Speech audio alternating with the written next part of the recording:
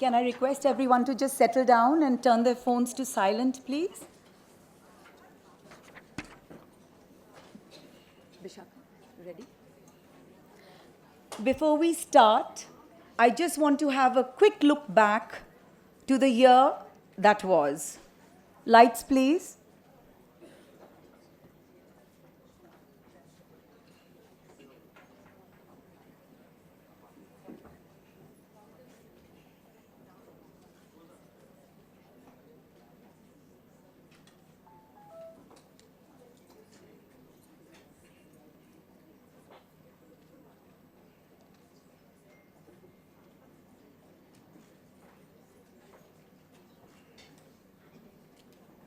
Vishaka.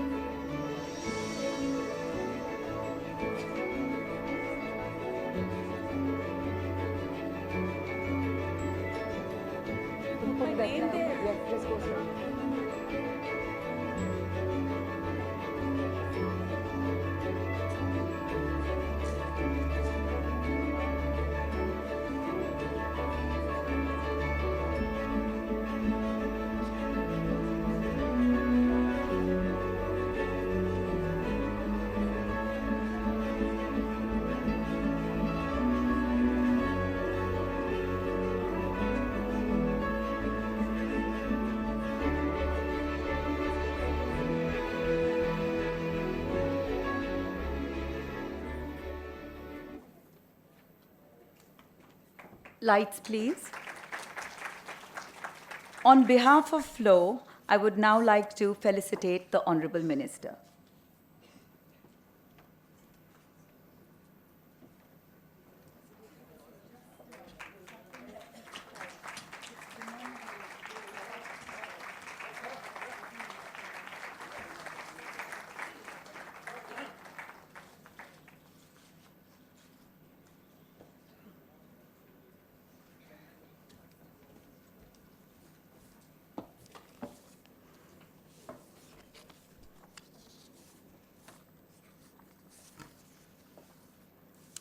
Thank you, everyone, for being here today.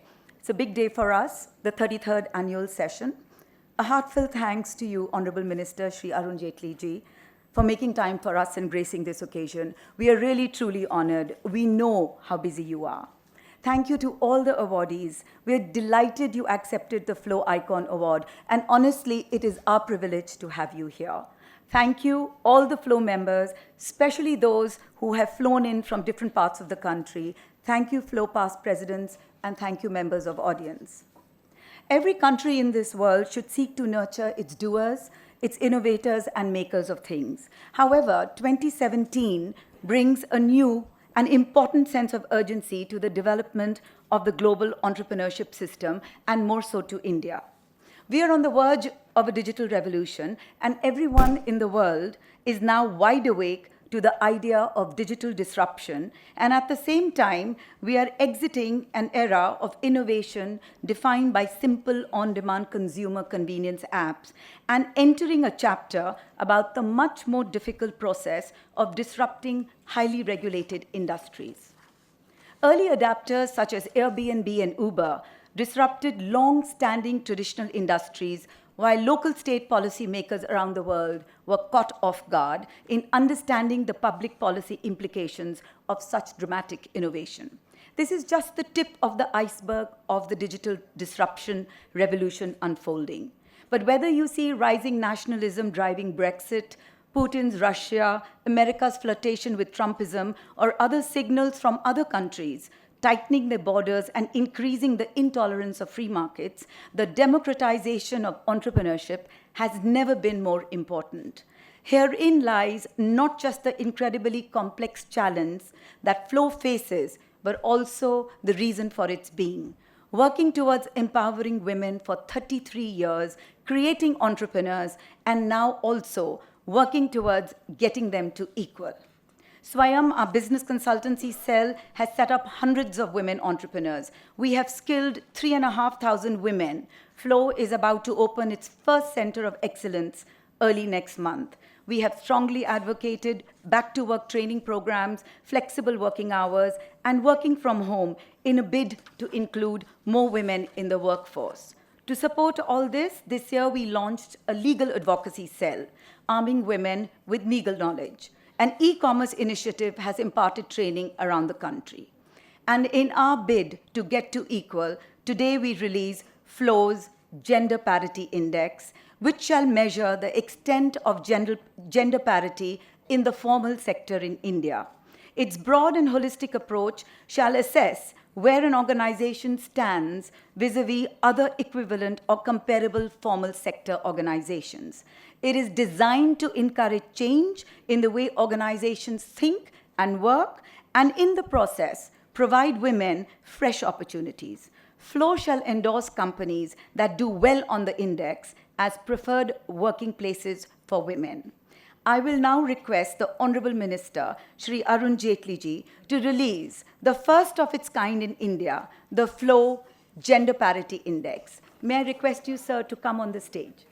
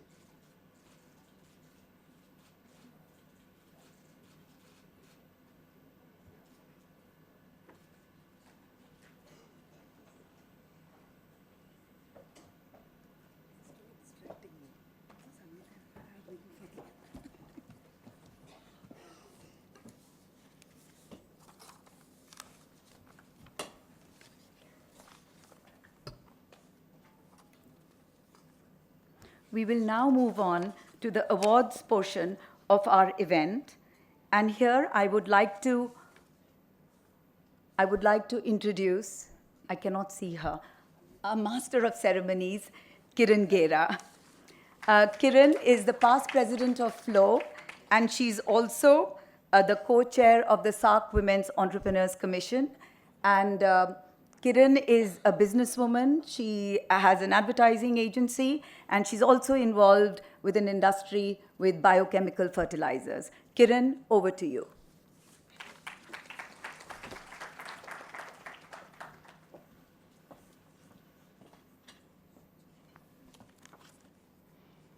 Honorable Chief Guest, Shri Arun Jaitley, esteemed awardees, friends, ladies and gentlemen, what an evening this promises to be.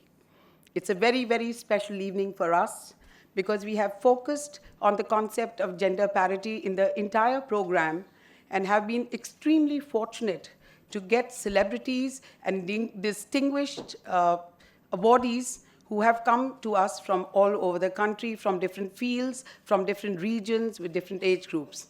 We are truly proud to have you amongst us. I'm not going to talk too much. I don't want to share the stories right now. As we roll along, we are going to share the stories. But I also want to tell you that after the awards, which are very crisp and will be moving at a clip, we are going to have a real heart-to-heart session with each of our awardees so that you can hear their stories, you can know what is it that they felt, what was their journey, and I can assure you that these are not just success stories. Ladies and gentlemen, these are going to be iconic stories. So let's put your hands together for all the guests that we have here, all our awardees, and we will start with the first awardee. The film, please. Lights off.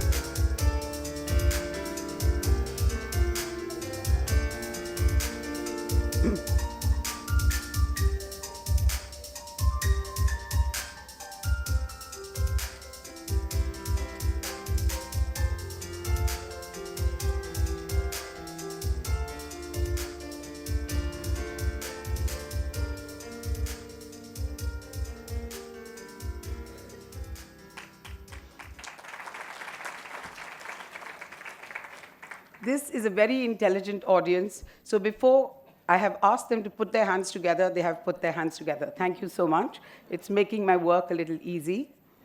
Anita Dongre, the first floor icon winner 2017. Anita, whose 700 crore business empire is entirely self-made and in a record span of time. Her spectacular rise to the world of fashion enterprise has placed Anita squarely amongst the most powerful businesswomen in the country. Welcome to Flow, Anita. May I now request you to come forward to receive your award.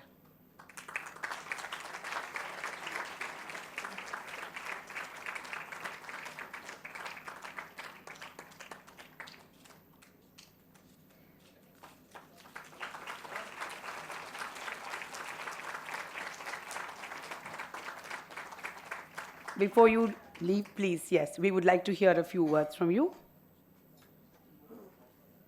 I'm not writing your script.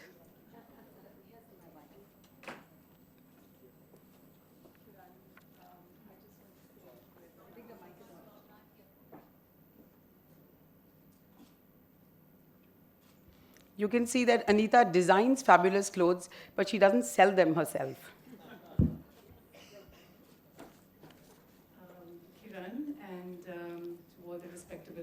Here. Just thank you so much for this honor. I think every award is humbling, and so is this. Thank you.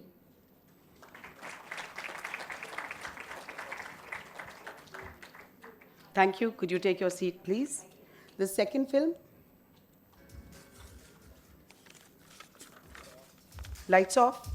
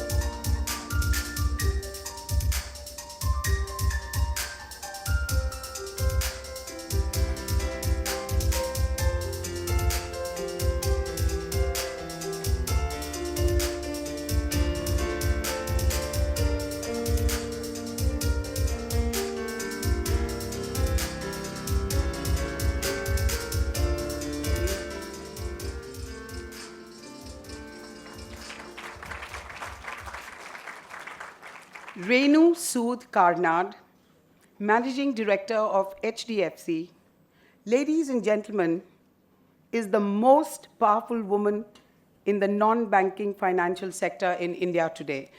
A round of applause for Renu, please. The largest number of home owners have been disbursed home loans by HDFC, and we can see that there may be a lot of people out there thanking Renu Sood Karnad. Her significant expertise is reflected by the fact that Renu has bucked the trend of gender disparity when remunerating women. Renu is one of the highest paid corporate professionals in the country, far ahead of her male counterparts.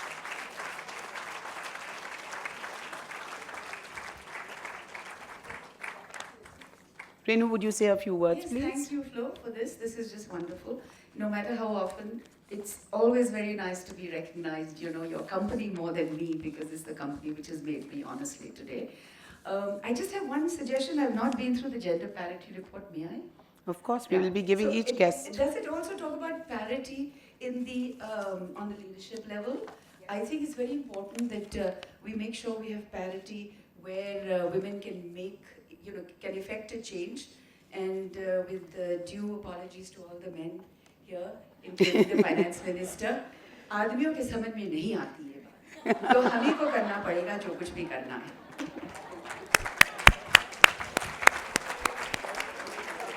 Thank you, Renu. Lights, the next film, please.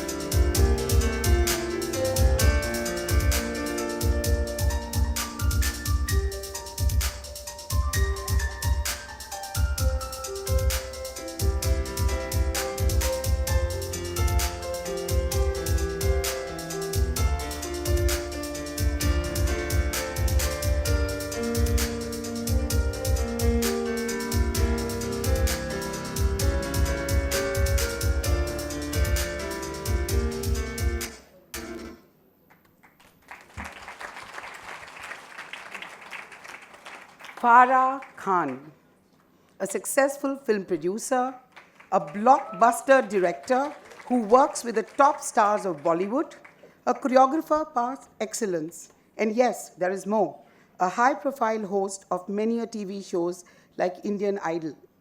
Farah Khan has done it all, not just in Bollywood, but in the entire Indian film industry. The multifaceted Farah is one of a kind. Ladies and gentlemen, without any legacy or a godfather, Farah's achievements are nothing short of phenomenal. A really round of applause for Farah Khan.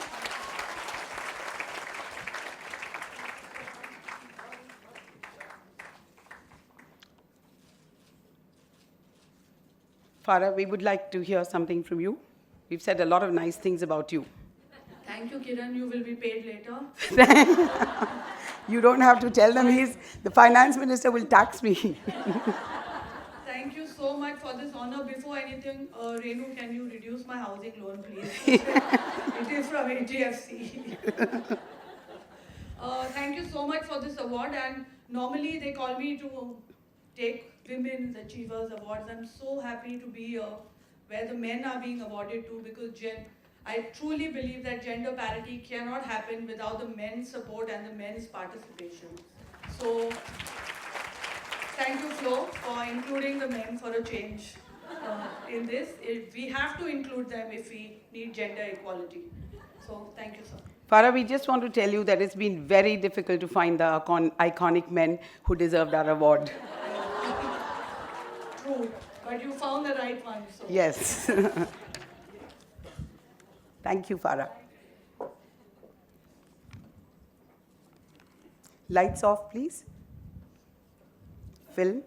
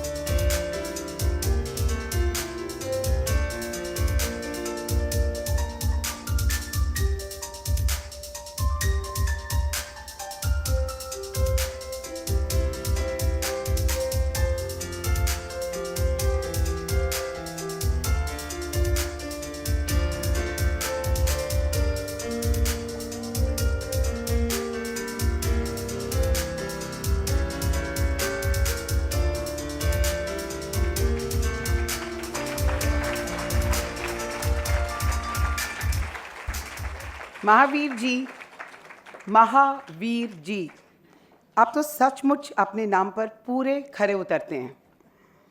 Mahavir Singh Phogat is a game changer to the cause of gender parity in our country. In a society steeped in patriarchy, he has dared to train his daughters, all 6 of them, in the male-dominated sport of wrestling, and he has made them Olympic champions. Mahavir ji, सारे देश को आपकी बेटियों पर गर्व है और आप पर गर्व है. फ्लो में आपका स्वागत है.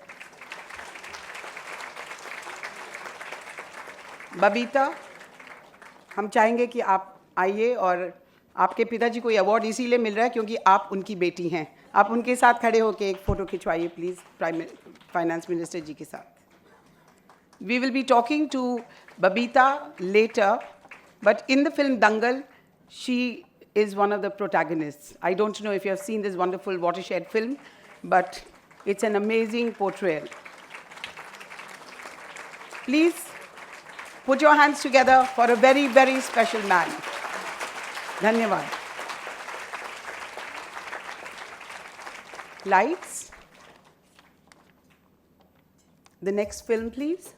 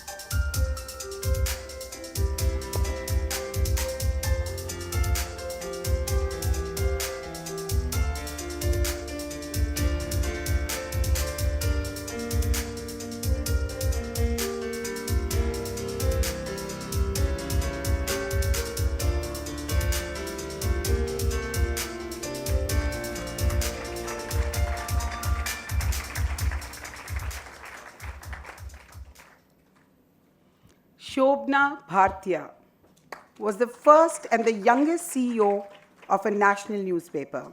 She was only 29 years old when her father, industrialist Shri K.K. Birla, entrusted her with the Hindustan Times. It seems he was right to have reposed his faith in this daughter of his, because Shobna has grown this business into HT Media, a massive conglomerate with robust brands which are winning global recognition.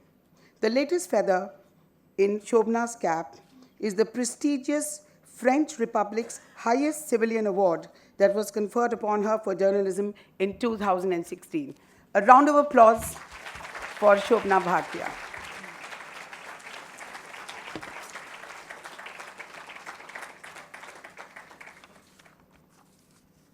Thank you, Shobna. Would you like to say a few words, please? May she have the mic? Thank you, Kiran, and thank you, Flo. I'm extremely honored to get this award today. It brings back vivid memories of my association. A group of, I think, 5 or 6 of us were the founding members of FLOW. Abhaji is here, she was one of them. At that time, it was very difficult for us to even identify women who could be on FLOW, and even less to get such a distinguished and large audience so participative. It gives me great pleasure to see how FLOW has scaled up and how so many women are now involved and benefiting from this platform. Once again, I'm really honored to come and get this award from here. I have a confession to make. Thank you, Shobna.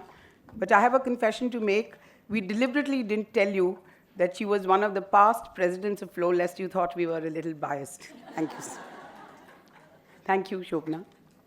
Please take your seat. Lights.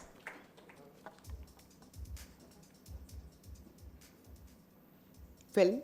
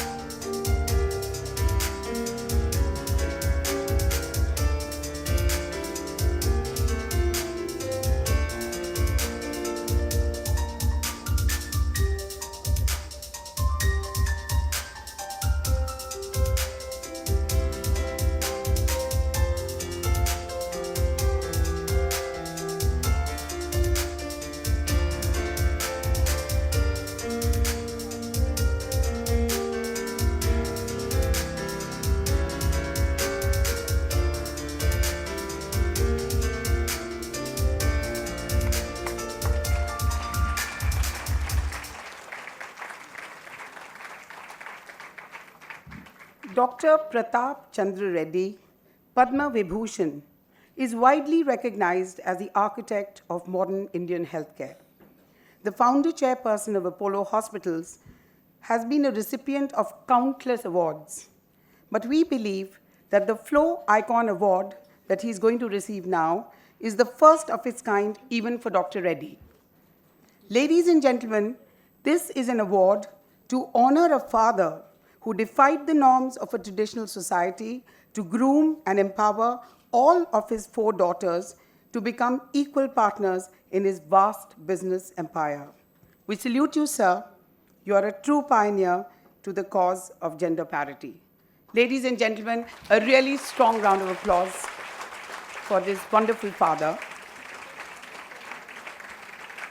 We also extend a very warm welcome to one of his 4 daughters who has come to be with him, Ms. Sangeeta Reddy. Could I request her to come to the stage, please, and share this moment of glory with her? I'm sorry, I couldn't see, she was on the other side. Thank you for being with us, Sangeeta. It has always been my personal dream that Dr. Reddy would be standing at a stage in FLOW one day with all his 4 daughters by his side, telling us how important it is for a father to be the backbone behind empowerment of his daughters. A round of applause for Dr. Reddy, please. Thank you for receiving this award from FLOW. It's nice to be recognized by a large amount of women who really are controlling a lot of us in whatever we are today. I'm really happy that the 4 daughters that I have, along with the large Apollo family, followed the same guidelines to be what Apollo today is and what we can do for the nation. Thank you all very much. Dr. Reddy, we would like Sangeeta to say a few words as well. So, good evening, everyone. Lovely to see you, so many friendly faces. Let me just share with you that, very often when Dad gets awards like this, he says, I'm particularly blessed to have my 4 daughters behind my success. And then one day he said something really nice. He said, actually, it's 5 women, and it's my wife along with me in this success. So he truly recognizes women. So I'm really proud to be his daughter. That's a wonderful thing to hear. We don't hear it too often, do we, from the husbands? Dr. Reddy, please wait. May I invite all the other awardees to please step onto the stage for one memorable photograph with the chief guest. Babita, आप भी आइए.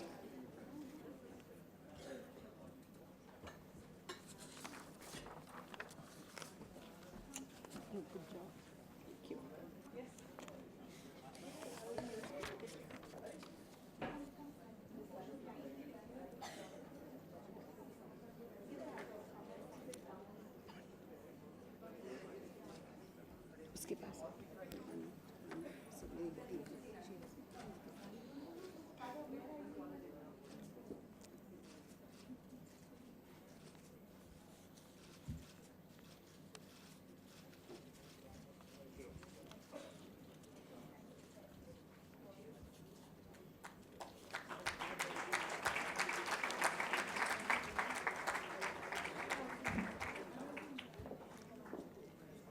Thank you, Honorable Chief Guest.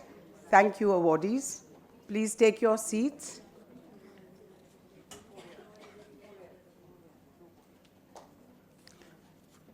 Before I invite our chief guest for tonight to deliver his keynote address, I'm in a state of dilemma. Do I need to introduce him at all? The Honorable Union Minister for Finance, Defense, and yes, there's one more portfolio that he handles, Corporate Affairs, is one of the most well-known entities in India today, and he's really riding high with the GST bill almost going through. A round of applause for this very important legislation that Mr. Jaitley has been following. We do not need to say anything else about a leader who has been entrusted with two of the three most powerful portfolios in the country. Ladies and gentlemen, I now invite the Honorable Chief Guest, Shri Arun Jaitley, to deliver us a keynote address. Dr. Jaitley.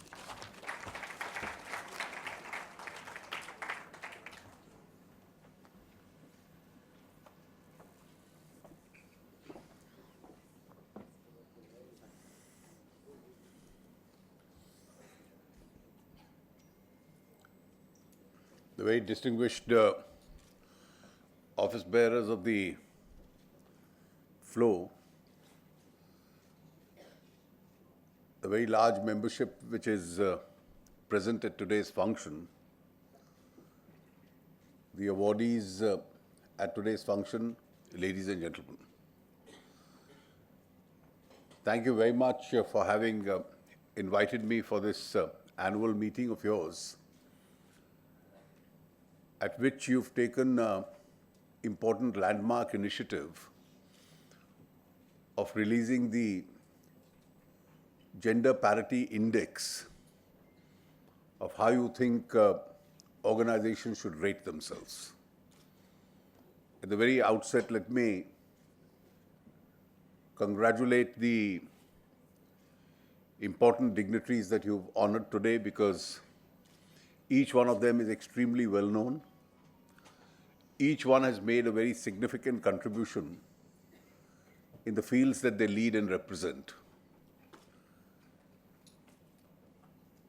You need to honor success stories in India, because these are the success stories that eventually become role models, leave their footprints behind, and leave a lot for others to emulate.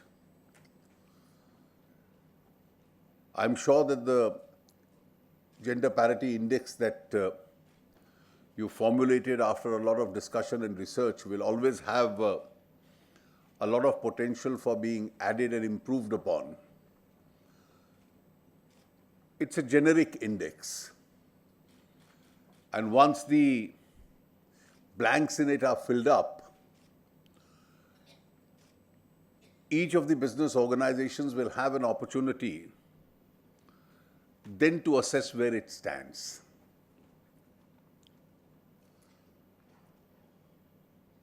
In a society which conventionally was loaded against parity and equality, there has been a conscious attempt to cover up the lags, which still, we must honestly confess, still exist. But we are passing through very extremely important moments in the history of this country. And I think mindsets in India and attitudes in India are changing in various fields. And therefore, if there was an occasion and an opportunity in history to move towards a greater parity, there couldn't be moments which were better than the present ones. If you look at the way the world is moving today, there'll obviously be several challenges which the world is facing. In a brief opening comments, the outgoing president of the floor did refer to some of them. And if you compare those trends with what's happening in India, you'll surprisingly find that more than ever before, India is willing to reform. Even when in 1991, we launched the economic reform program, within a very short period, a debate had started where there was a political cost involved in reforms. And it was always the worry of that political cost which used to slow down the process. And then when fits and starts, we used to move on. But if you look at what's happening today in India, there's a huge, overwhelming desire of an aspirational society wanting to change and grow. Some of the ideas which we think were extremely hard to plan and execute now get implemented with a reasonable amount of ease and comfort. And one of the reasons is that the opinion-making class in India itself is expanding. It's not merely those who've been privileged enough and who've benefited from those processes. Those who aspire, I think, is a very powerful layer of society, the aspirational class, which is also willing to look up. And you can see reflections of this in many areas of life. When you speak in terms of parity, today is a very important day identified with one of the great founders of our constitution, Dr. Ambedkar. Conceptually, we provided for equality. We also provided for some affirmative action in order to improve upon an endeavor to reach that level of equality. But there were always challenges. And therefore, in the 1950s, if one sees the public discourse when the Hindu law was amended between the then president and the prime minister, we could see that there were still two opinions in society as to how you can enforce the very idea of equality as far as law is concerned. And law always is the first step, because then to execute and implement it itself takes years or even at times generations. And you slowly had for decades these debates going on. In fact, a very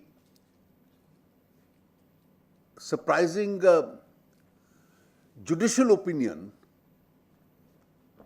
at that time was, and that's a judicial opinion which still holds the fee. Hopefully it gets reviewed in near future sometimes, that when all laws must confine to the constitutional rights itself, personal laws need not, because they are not laws for that purpose. So they were excluded. And therefore we emerged when this was the state of mind which dictated the public discourse. This was the state of mind which dictated even the judicial discourse.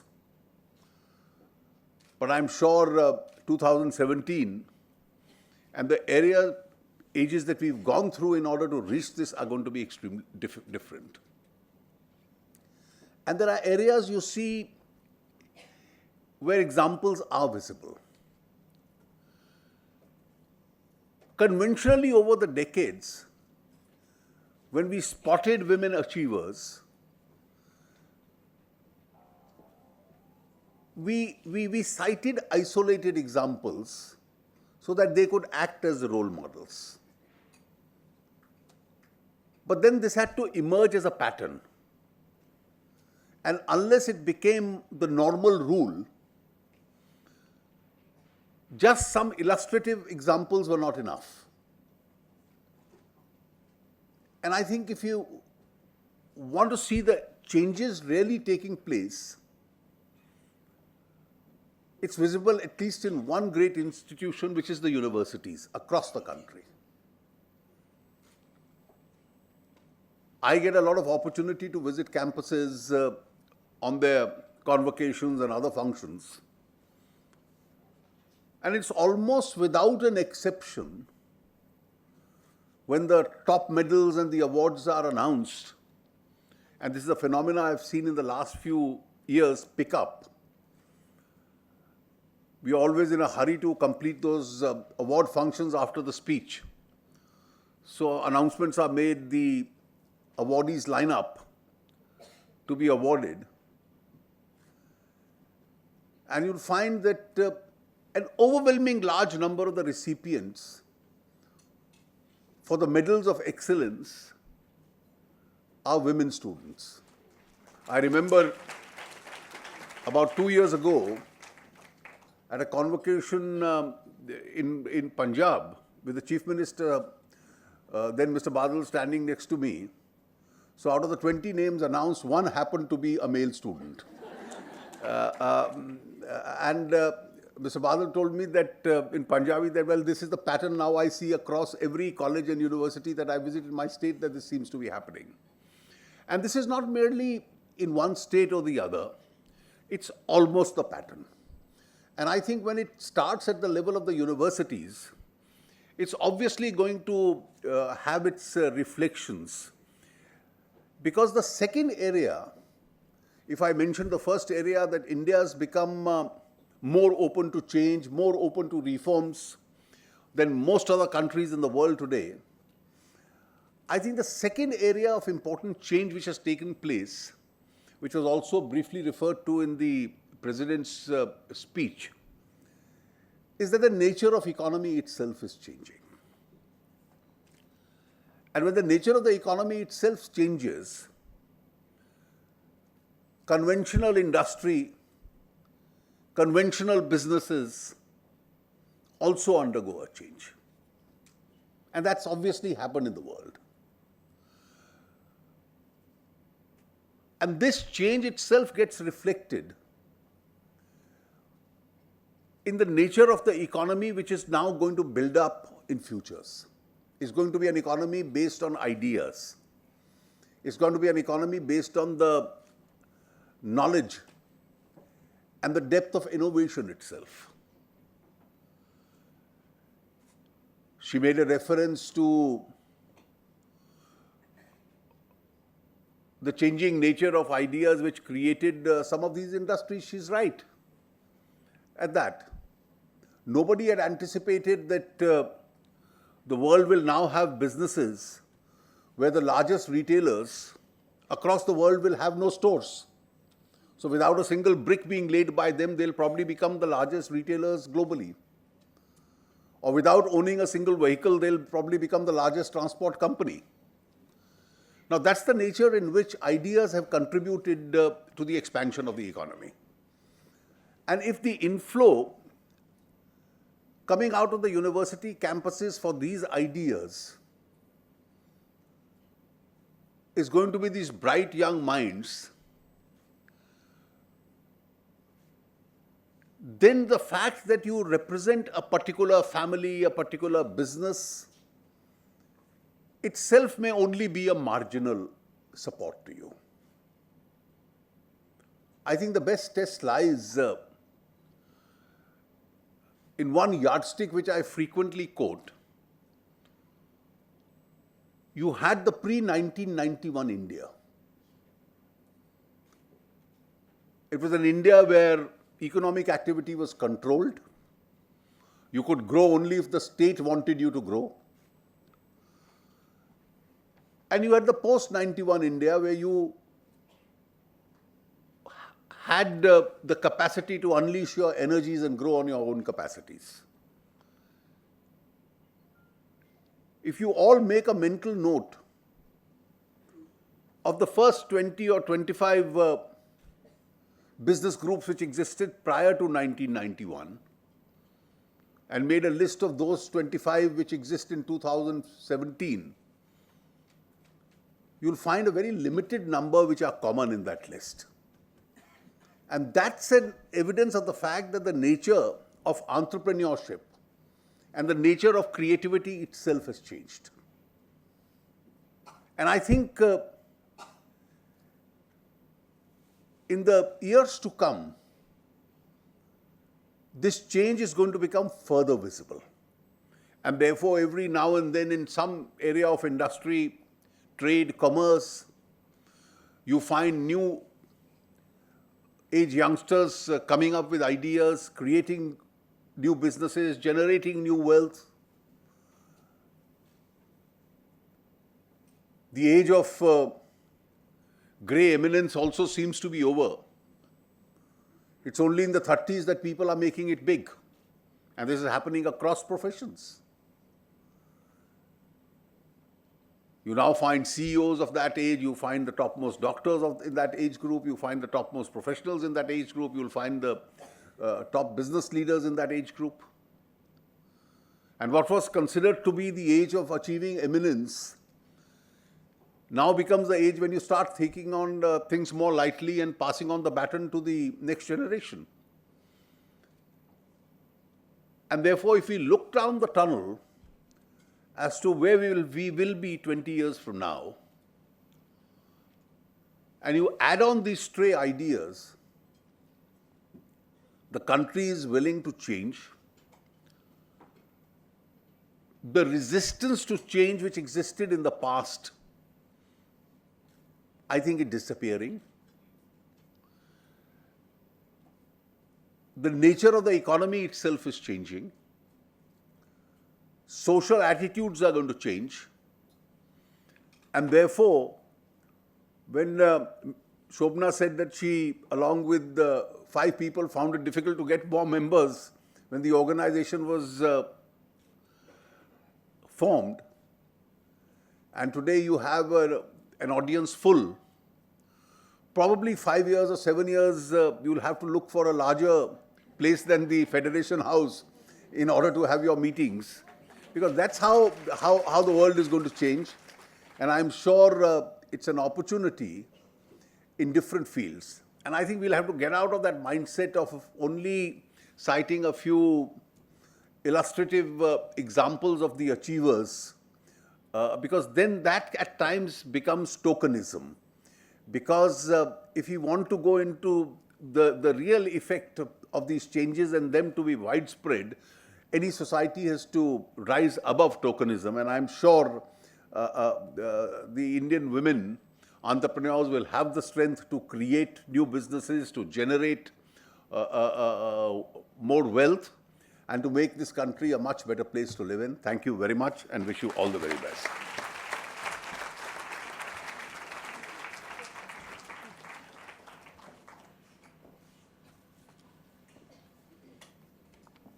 Thank you, Honorable Minister. As always, it's been a pleasure to hear you. We look towards you, Honorable Minister, for an assurance that the government will now actively work towards establishing gender parity in our country. Though there is a caveat here, and there have been some men's group who are vociferously opposing this, saying that the laws in the country are pro-women already and they don't like it. Thank you so much, sir, for your gift of time.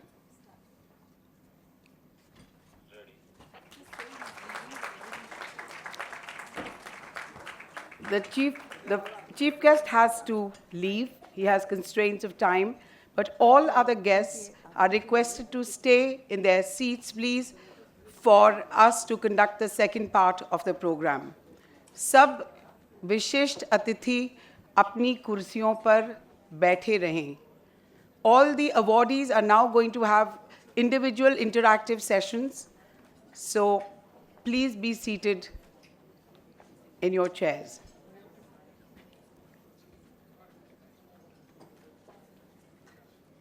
We'll move ahead with the second part of the program, which is the interactive session, which is like face-to-face with the individual awardees. For the first session, may I invite Dr. Reddy and Sangeeta Reddy to please join me on the stage on those chairs.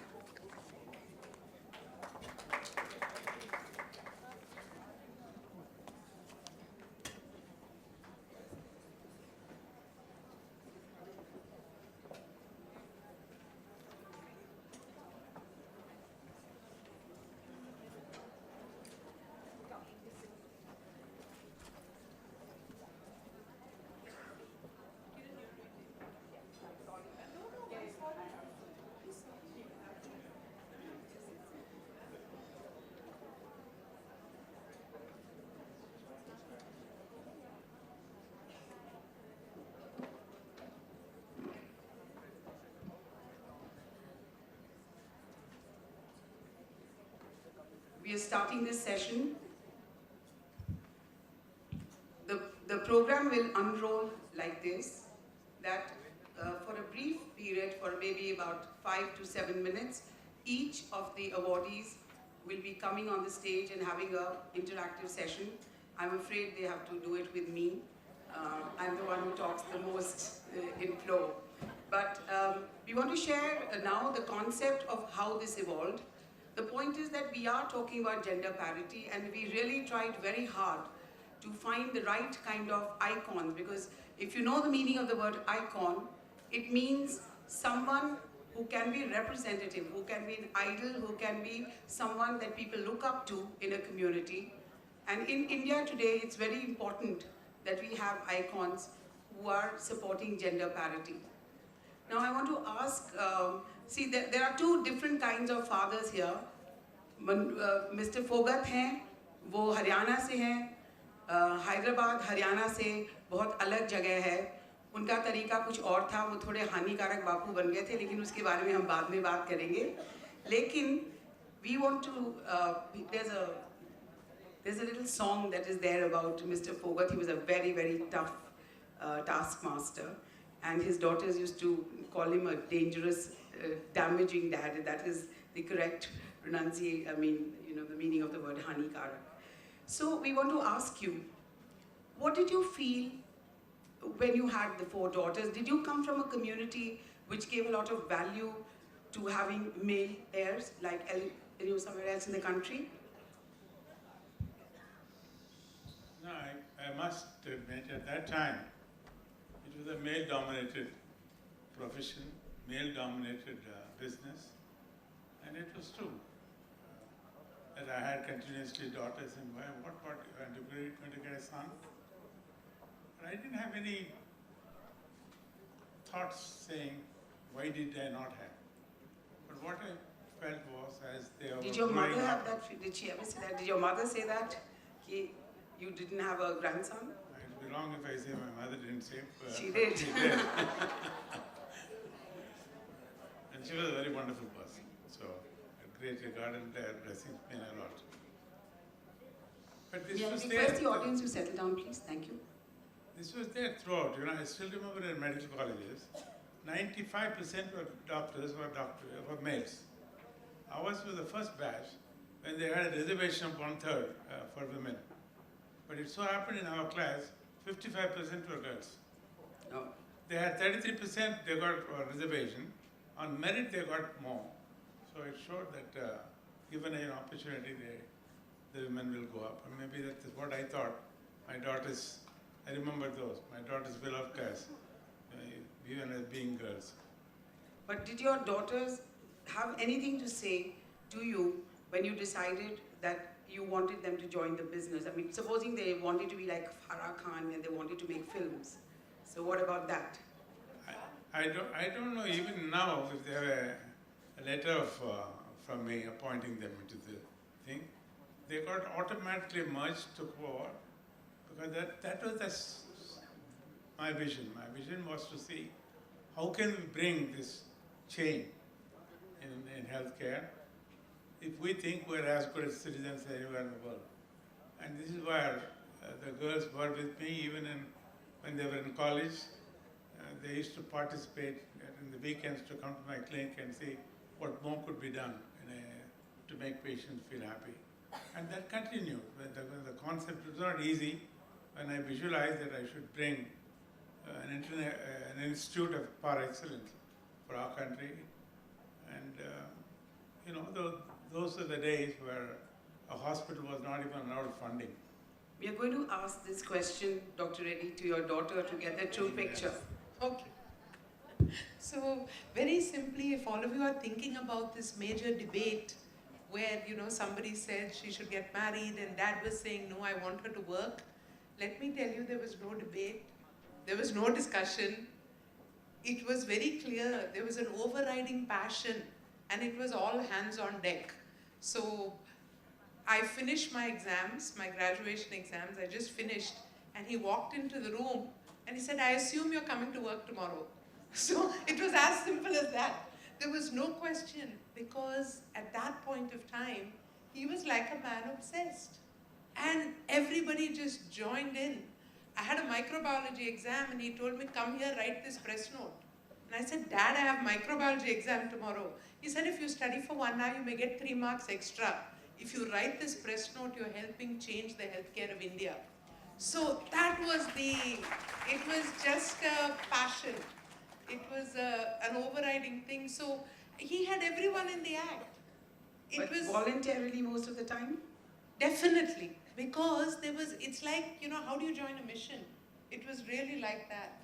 I think at periods of time, midway, maybe we wondered, did we spend enough time with our kids? Maybe we wondered, should we have done something else? But the getting in, there was no debate, there was no discussion. And I think if there's one major talent he has, and many have said vision and this and that, it's an ability to take very basic people and make them rise above their level of competence. So I think he took we were 4 housewives, I wasn't a housewife, or Shobna wasn't, we were straight out of college, but my other 2 sisters were. And when you ignite the passion, and I think that's particularly so of women, when you ignite the passion and have the faith in them, they will rise to the occasion. That sounds wonderful to hear. I also want to ask you, do you have children of your own, and are they joining the business as well, or are you grooming them to join the business? So Dad has 10 grandchildren, let him talk about it. I have 4 daughters but 7 grandsons and 3 granddaughters. It's been made up by Of course, nature. granddaughters are really outstanding. But my grandsons, I believe all of them, the 7 who are out of college, are completely on their own. They are doing some things, and a few of them are busy with one of the activities of Apollo in developing my concept of saying, I don't know, we're not, people think that Apollo is only there to cure people. Yes, we do, and we do it extraordinarily well. In every single thing, we have brought in what any institute anywhere in the world does. But what we are doing is we are in total space of health. This is where I think the whole family, the family of Apollo, immediate family of my family, and all of us saw to it that the large space, we touched nearly 200 million lives. And this is because everyone thought we can do many more things. We should do this.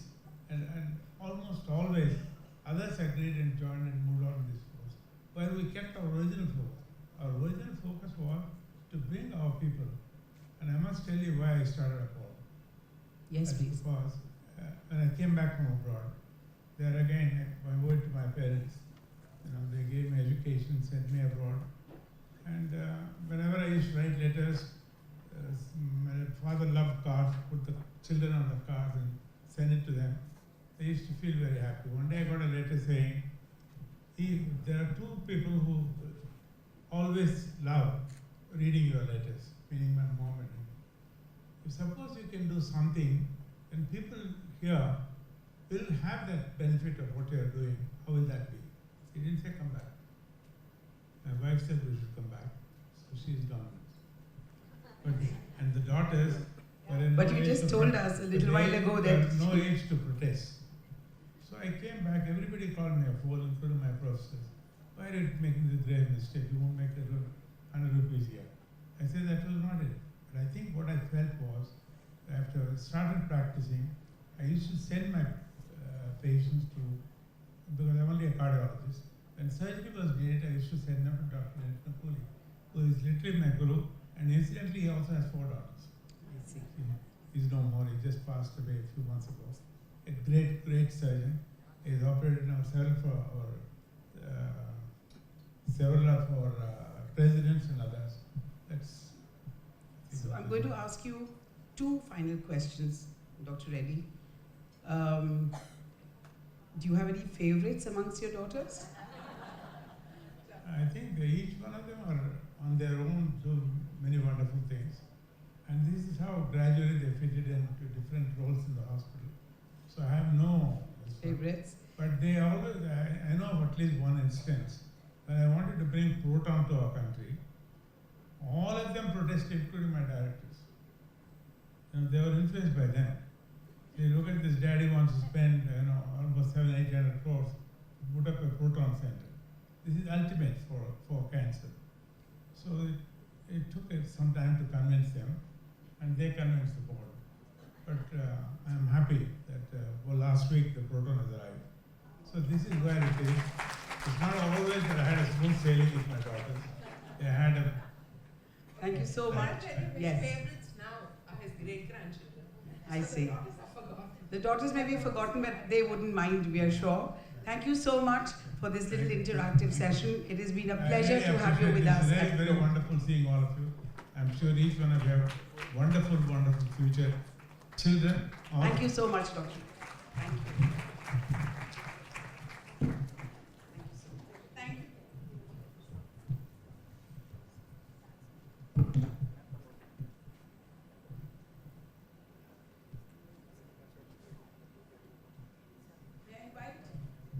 May I invite our former, very respectfully, our former past president of Flow and the media queen, Ms. Shobna Bhatia.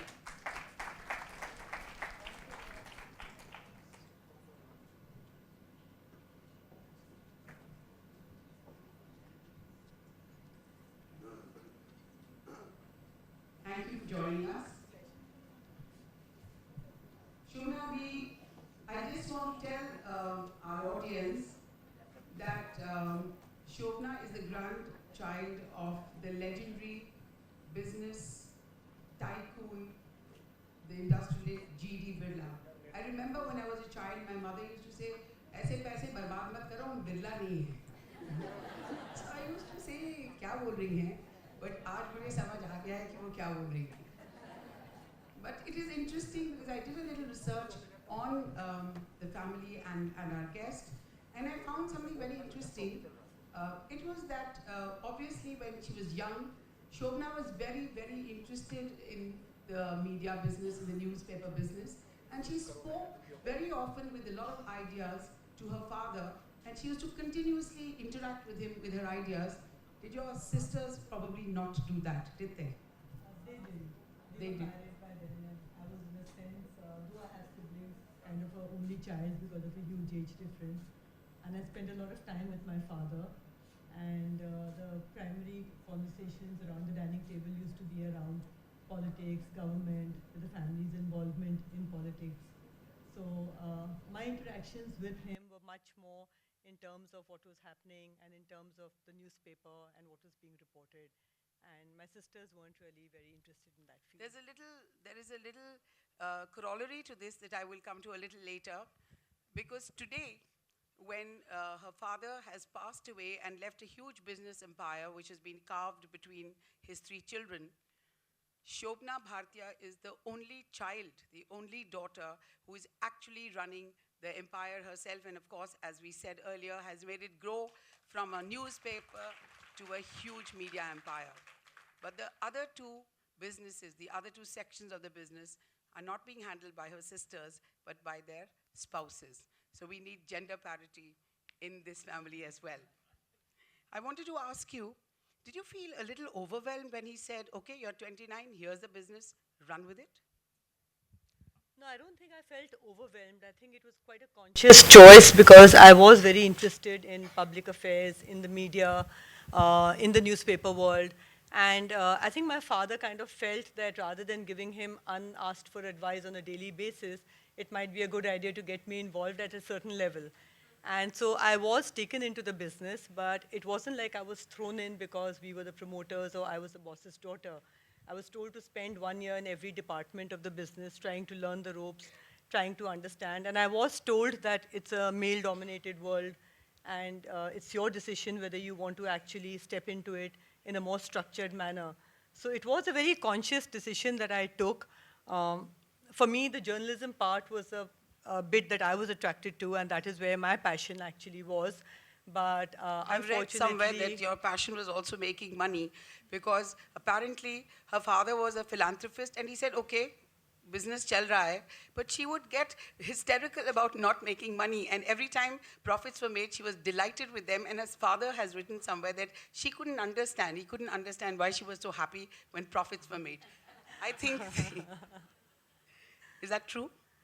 Not fully, actually. A little masala that yeah. has not worked. Yeah. But I want to ask you that as a woman in the world of media, which is ever changing, ever evolving, how have you coped? What has made you change and evolve? And, you know, as Vinita was talking about disruptive businesses, it's a very disruptive business. Things change on a daily basis. So tell us about your journey. And did you have a problem because you were a woman? Well, it'll take a long time to actually cover the journey, but yes, to begin with, I did have a problem because I was a woman. The problem was not so much from the external world, but much more internally. I guess when a son steps into his father's shoes or when a son comes in, it's kind of expected. People feel that, you know, that is a natural kind of a corollary, but when a woman steps in, there were raised eyebrows. It was a man's world, and they also felt that perhaps I'm there to pass some time and it's going to be over in a couple of years. It soon actually started leading to quite a lot of resentment with the fact that one was wanting to change the way things were done. And again, the gender issue did come up because it was almost like, you know, what do you know? You don't have the experience. So things weren't sort of like a smooth ride to begin with. But I think if you have the passion for something and you have the staying power, it takes a matter of time before people start knowing that, you know, you have learned and you are moving on with things. So it wasn't easy, but yes, I tried to educate myself as best I could by going outside of the country, trying to learn best practices, trying to bring in newer ideas. And in terms of how do we cope with challenges now, as Vinita also said, disruptive technology has actually forced everyone, including my business, to change the way we think. And we are still fortunate. In fact, people all across the globe envy the Indian media because we are still seeing growth. And the reason for that is not very flattering. The reason is because there's so much of headroom for literacy in this country that the first point of contact becomes a newspaper. But otherwise, we are going to be following global trends where newspaper readership is shrinking. And therefore, different mediums are taking over. So the way I see it now is that I don't think that it's appropriate for us to call ourselves a newspaper company. I think we are really in the business of being content generators. And content should be platform agnostic. And to that extent, that's where technology comes in. If I can serve you content, whether I serve it to you on your mobile phone, on the go, whether I serve it to you through my radio channel, or whether I serve it to you through some other platform, I think at the end of the day, I'm just generating content. And that is a repositioning that we've had to do. And that's the repositioning that old legacy organization had to undergo in terms of changing people's mindsets, people who work within the company, in terms of the journalists, in terms of the people who are giving you the content, that it's no longer a newspaper deadline. It's a very different world out there. And you're talking about, this is one of the last questions I have, talking about nature versus nurture. We have a family where there are 3 children, and they must have been brought up in the same environment with the same values by the same parents. And is it not strange that one of them has turned out to be completely different from the other 2? What would you say is the reason for that? No, I don't think that's correct at all, because I don't think we can value people's contribution in terms of running companies. And I always say that this is one country where we don't measure the work of a good homemaker as well. And my message on a parting note is that women need to follow their passion, they need to come out, they need to pursue their dreams, but those dreams do not have to be necessarily to be heading a corporate sector or to Correct. be head of a corporate. Whether you are in the professional world as a lawyer, as a doctor, as a fashion designer, or whether you're a homemaker, or whether you're wanting to work for a non-profit sector. Right. It's your decision. And I think we must learn to respect and value every role. Thank you. That's a wonderful message that Shobna is giving. Thank you so much, Shobna, for being with us. We are now just taking a small break from me so that you can have a small break from me, and we are going to launch the annual report is being released by the President. And there's a reason, because I've got Shobna Bhabte here after 30 years. I hope you will be coming more often to Flow. One for you, Abhaji, one for you. Mere ko chhod. No, one for you, please. Pick one. I will just stand on that side.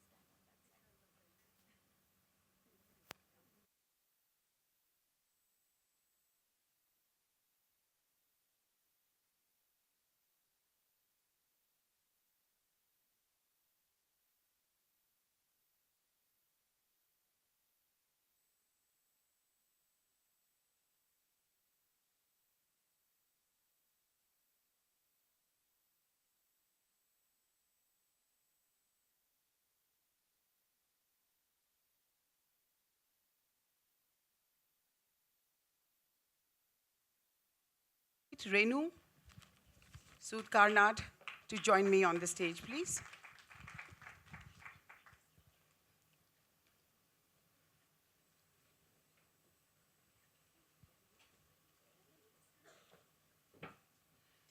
Thank you. Please be seated.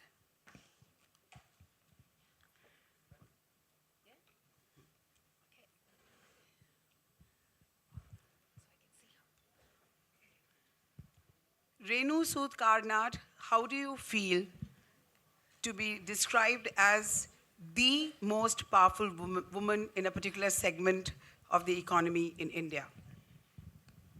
Kiran, I don't know what you mean by power. Very honestly, I can only say that I've been in a segment where, as a company, we've been able to change lives. We've been able to, fund homes long before a housing loan became a commodity. We started 40 years ago, and I feel very good that I've been part of that team. And for 20 years, we had no competition. So I think that is very satisfying. Power.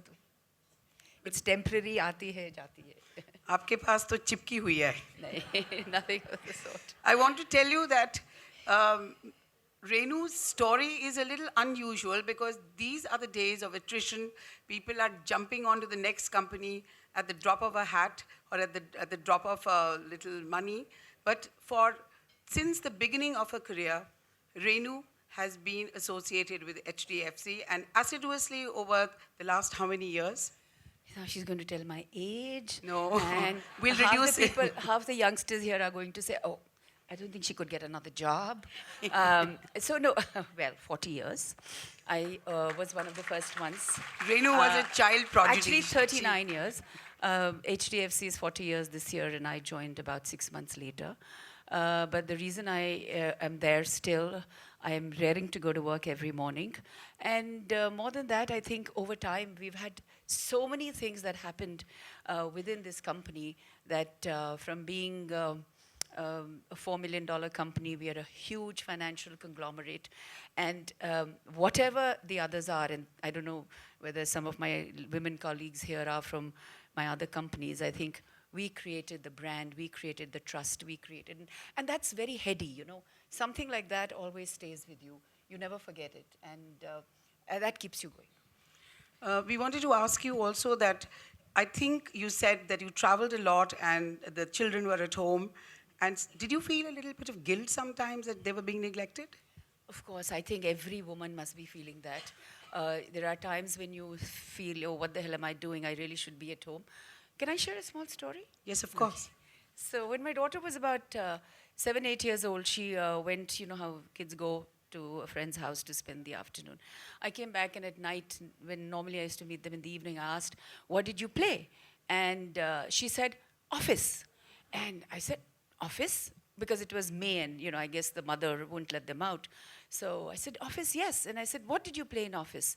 So she said, I was Krishnamurthy uncle. And so was me, and so was a colleague. And then I asked her, why weren't you me? So she said, Krishnamurthy uncle is the boss. So she wanted to be the boss. And you know, that sort of told me that I was being a good model for her. I was being a good role model for her. She took it in her stride that her mother could be as much of a boss as her mother's boss, who was a male. And I think so that sort of always made me feel that I think I'm doing the right thing. Well, I think it's just as well because the little girl's father is a defense analyst and they've kept her away from rockets and guns, etc. I also want, on a personal note, to ask you, you travel so much. A lot of us miss home food when we are traveling. Do you? Baba, Kiran, if I missed home food, do you think I look like this? I'm a real foodie. I love food. You can ask me which restaurants are good in any of the cities I visit. You know, in HDFC Delhi, when we start a meeting, the first thing people come and ask in the morning, my secretary will come and ask, what do you guys want for lunch? And it's a big joke, because nowhere do they ask, what do you want for lunch? But that's how we start our meetings in Delhi. So thank you so much, Renu, for being here Thank you. and Thanks a lot. sharing your wonderful journey with us. Kiran. Thank you. Thank you. Our next guest is Babita और महावीर जी. महावीर जी, चलिए आपके साथ कुछ बातें करते हैं और ज़रा समझते हैं कि क्या सच में आप हानिकारक बापू थे या नहीं थे. Lights. की जिंदगी जियोगी.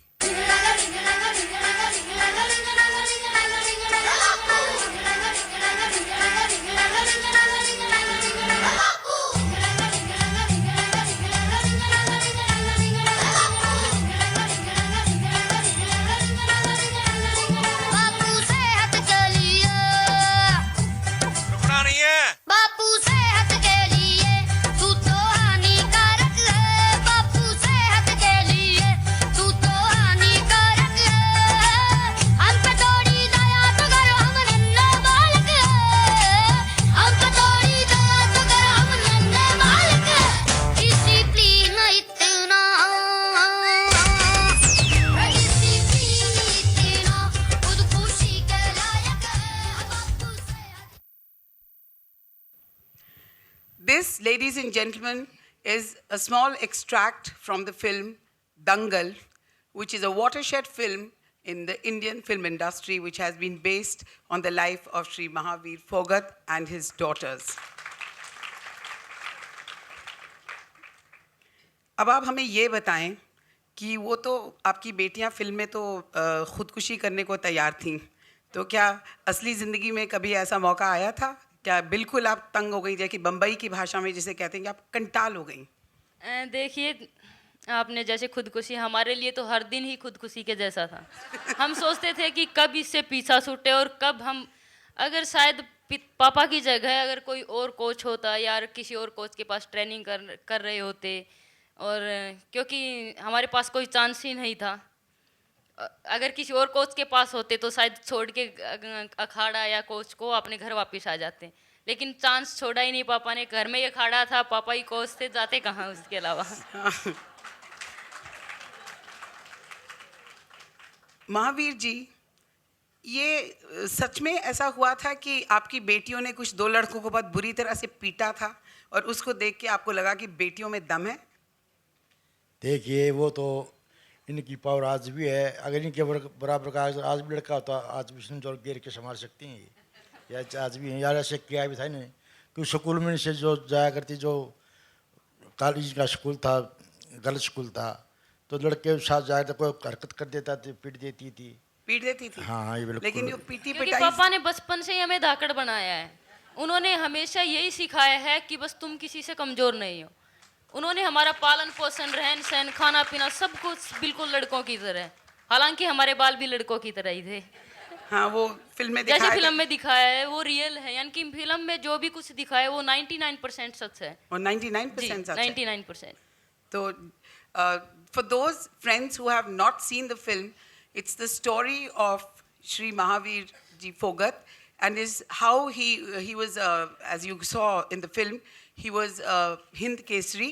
He was an award winner, but he couldn't take it to the national level, and it was his deep desire that he wanted to have a son in the family who would take his dream forward. But that didn't happen. He had 4 daughters. And he gave up. He took his medal off and he put it in a box and he locked it away. Till one day he found that he came home and his wife was, really worried because there were 2 strapping boys. बड़े लड़के थे, आपसे वो लड़के बड़े थे काफी। देखिए, हम कभी भी डरते नहीं थे, बड़ा हो या छोटा, हम डरते ही नहीं थे। मार देते थे सिर्फ बस, क्योंकि पापा हमेशा यही सिखाते थे कि अगर कोई तुम्हें छेड़ता मारता कुछ भी करता है तुम मार के आ जाओ, आगे मैं देख लूंगा। तो बस ये था कि मार दिया, आगे पापा अपने आप देख लेंगे। लेकिन पापा करते क्या थे जब आप मार मूर के आ जाती थी, तो वो क्या करते थे? तो पापा शाबाशी देते थे, वेरी गुड, बहुत अच्छा किया। This is really interesting. When they would beat up someone and come home, their father said, "Good work, girls." So, जब बाद में आप बड़े हो गए और इतने कुछ आपने कंपटीशन वगैरह जीते, आपकी माँ को कभी नहीं लगता था कि क्या कर रही हैं लड़कियाँ, शादी कौन करेगा इनके साथ? देखिए, बिल्कुल भी नहीं। स्टार्टिंग में जब लोग बोलते थे तो मम्मी ने बोला पापा को कि जैसे फिल्म के अंदर दिखाया कि लोग बोलते हैं क्या करो, पापा ने यही बोला कि मुझे सिर्फ 2 साल दीजिए, अगर इनका रिजल्ट नहीं रहता है तो मैं पहलवानी छुटवा दूंगा। और पापा ऐसे हैं कि पापा ने बहुत जिद्दी हैं, एक चीज़ अगर पकड़ ली ये करवाना है तो वो करवा के ही छोड़ते हैं, यानी कि उस चीज़ के पीछे दिन रात लगा देते हैं कि बस ये करना है तो करना है। तो 2 साल के अंदर हमारा रिजल्ट दिखाई दिया तो फिर मम्मी खुद पापा के साथ ही खड़ी थी। और कभी कभार जैसे प्रैक्टिस का टाइम होता, पापा नहीं होते थे, तो पापा नहीं होते थे उस टाइम, तो हमारी ये होता था कि बस पापा नहीं, आज फुल मौज मस्ती करेंगे। अगर पापा 1 महीने ट्रेनिंग पे नहीं गए तो हम 1 महीने सो के आए, हमने कुछ नहीं किया। और 1 महीने बाद जब ट्रेनिंग पे गए तो फुल 2-3 घंटे प्रैक्टिस करवाते, तो वो कंटिन्यू करते थे हम। वो सारी बातें सुन रहे हैं, अब वो पीछे से सीक्रेट कैमरा लगा देंगे ताकि आप सोए नहीं। अब तो लगा दिया पापा ने, रियल में भी कैमरे लगा दिए हैं ग्राउंड के अंदर कि अब ये चीटिंग करेंगे तो। वैसे हालांकि पहले तो बच्चे थे, नॉलेज भी नहीं थी इस चीज़ की कि क्या फेम है, क्या इसके अंदर है, क्योंकि हमें कुछ भी नहीं पता था। हम छोटे ही इतने थे कि हमें बस सिर्फ थोप दिया गया कि तुम्हें पहलवानी करनी है, और हम लग गए। तो एक बार जब आपने कहा था कि हमें छोड़ दीजिए, जाने दीजिए, जब आप छोटी थी, उसके बाद कभी ऐसा मौका आपके पिताजी ने दिया कि he told you कि आप बस आप बंद कर दीजिए, कुछ कभी ऐसा हुआ कि? देखिए, हर दिन ही हमारे मन में आता कि बस छूट जाए, किसी तरह पीछा छूट जाए।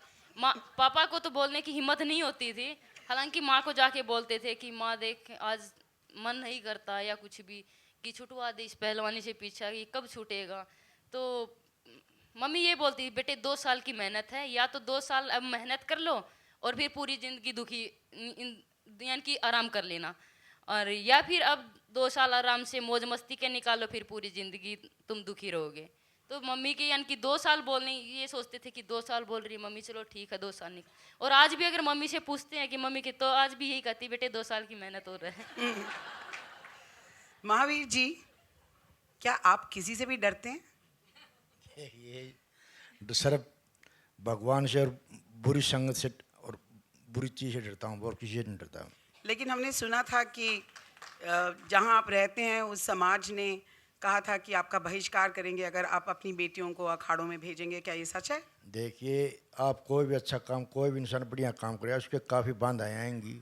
तो मेरे तो जो पिक्चर में दिखाया गया उससे बहुत ज़्यादा परेशानी हुई मेरे को। तो परिवार खुद जो मेरी माँ थी, He said वो the life is very difficult for him. खुद मेरे माँ Faced a बाप lot of इस चीज़ के social विरोध में थे। ostracization. मेरे जी। माँ बाप खुद इस चीज़ के विरोध में थे, तू लड़कियों की कुश्ती ना लड़वा, बहुत गलत है, लड़कियों की कुश्ती होती है, तू लड़कियों की कुश्ती लड़ा रहा है।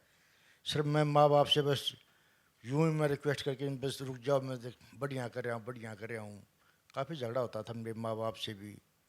काफ़ी आपके गांव में या आपके कस्बे में या अब पूरे हरियाणा में क्या आपको लगता है कि फिल्म बनने की वजह से आपकी सोच, उनकी कोई सोच बदली है? कुछ महिलाओं के तरफ उनका कुछ अलग नज़रिया हो गया आपकी वजह से या आपकी बेटियों की वजह से? जो 2010 के बाद में काफ़ी बदलाव आया है। जो गीता बबीता है, मेरे खुद मेरे गांव की दोनों 8-7 लड़की थी, और जो 2-3 लड़की थी इनसे बहुत अच्छी लड़की थी, जो गीता से बबीता से, जो इनसे बढ़िया कुछ लड़की थी, बढ़िया रिजल्ट था। लेकिन जो विरोध होया परिवार का, गांव का, पड़ोसी गांव का, बहिष्कार का, तो उन माँ बाप ने वो लड़की हटा ली। लेकिन आज वो जो लड़कियां वो पछता रही हैं, और उनके माँ बाप हैं वो भी आज जो है बहुत धोखा मारे भी। हमारे अगर उस टाइम महावीर पहलवान की मान लेती है तो आज हमारी लड़की जो है हिंदुस्तान के अंदर छाती और नाम रोशन करती, आज वो लड़की पछता रही।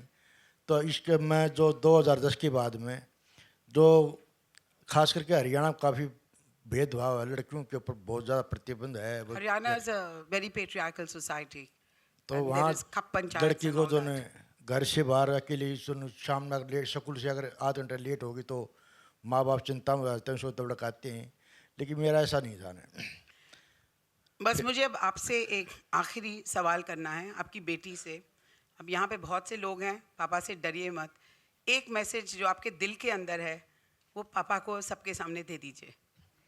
ये क्योंकि पापा जितने स्ट्रिक्ट मैट के ऊपर होते हैं उतने ही सॉफ्ट और बहुत दिल के, यानी कि बहुत ही ज़्यादा सॉफ्ट वो मैट के दूसरी साइड एक लगा लीजिए आप।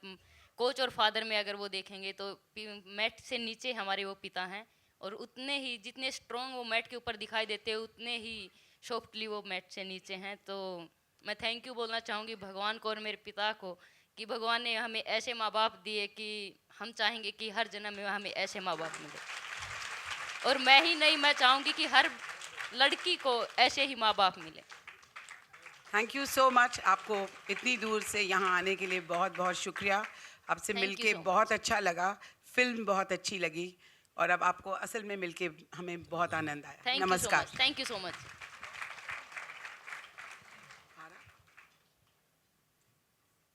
बहुत शुक्रिया। Thank you. Thank you. आइए. Come and sit down. Farah Khan, please step on the Farah, I think I stage. should give you the mic here only. Yeah? Not that you need it.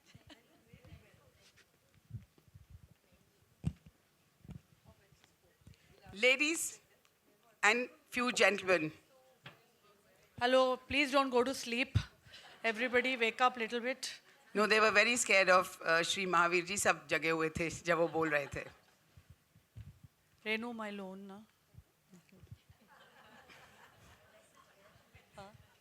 फारा, आप इतनी talented क्यों हैं? मैं बहुत modest भी हूँ. Thank you. थोड़ी कोशिश करके बोलिए। You really want me to answer that? Yes, you are the Dhakad here. You have to speak. No, I think I'm more hardworking than talented. If I decide I'm doing something, I will do 200%. So maybe my hard work makes up for the talent. I feel far more people are more talented than I am, but maybe I've reached where I am because I really get at it and I'm organized and I work really hard at it and I make sure the result is.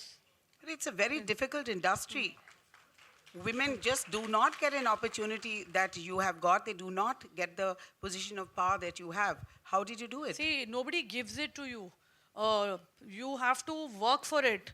And I think women do get the opportunities, but sometimes you're not ready for that opportunity. That I feel there may be far more, like I said, talented women than me, but I was there at that moment and I grabbed that opportunity and I made sure I completely, whether it was making a movie or whether it was doing the first song that I did. So I think sometimes I see far more educated girls than me, far more talented, but they chose a different path maybe. So, you know, or Is they it were a- made to choose another path. So I think all the women here who have achieved something, nothing was given to us. We worked really hard for it, and we really appreciated that opportunity, and we took it to another level.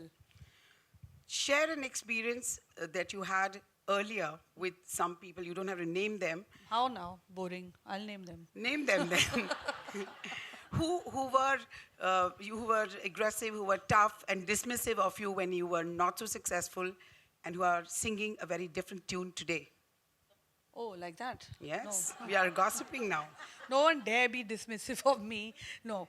Did you hear that? She said, no one dare be dismissive of me. Round applause for that. No, that's a joke, please. No, I think all of us, when we start off, there will always be people who are dismissive, especially when, like they say, you're in a man's industry.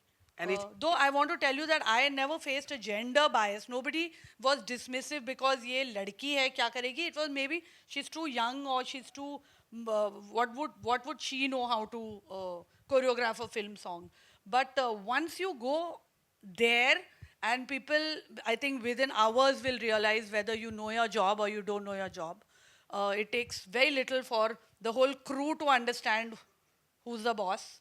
And after that, everybody's just fine with what you're saying. You have to know your job when you go there. You can't be running like a headless chicken and saying, Abhi main kya karu? No, you have to know, because when you make a movie, all I'm doing from the time I get up to the time I sleep is I'm answering questions. मैं ये क्यों पहन रहा हूँ, मैं ये acting क्यों कर रहा हूँ, खाने में क्या बनाऊँ, लंच ब्रेक कभी होगा, उसका हीरोइन का ब्लाउज घूम गया है, अभी हम क्या करें. I mean, really from the retarded questions to like मेरी motivation क्या है इस scene में, and you अभी have तक तो to. कोई profound question सुना नहीं. That's what. There are very, very few profound questions. So They're all crisis management through the day. So creativity, you have to push through that crisis management and make sure you're doing something creative. how do you deal with the egos of the stars, being a woman?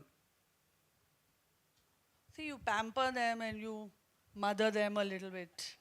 you So the know. mantra is, You mother them. I think people management is a very important skill, especially when you're making a movie. As in all sectors, I think most of the time we are doing people management. And when you're making a movie, I have to leave my ego in my house and come to the set. Because from the cameraman whose wife must have beaten him in the night, who's having a bad day, to the spot boy who's not had his breakfast, to everybody has an issue.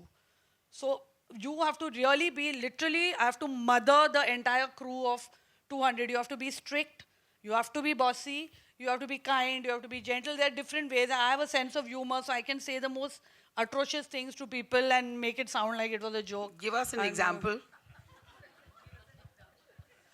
Well, there's bad language Gaaliyan nahi. allowed here. No bad words, please. No, my dreaded weapon is the mic when I'm on set. So all the actors get a bit scared of that. So I think Bowman had the worst experience. The film that you acted in? In the film I directed him. Oh, you directed him? Yes, Happy New Year. So I think Bowman was sitting and I was directing the scene and there were 6 men there.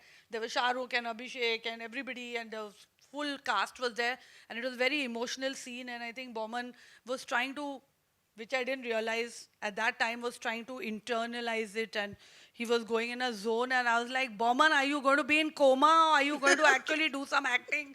And he has got so offended. He said, coma. I'm like, trying to bring my internal emotion. I said, "ये commercial picture है, तू emotion घर पे रख के आ, इधर तू." This is what I wanted to share with you. In one of the slides that we used, which in your presentation, Yeah.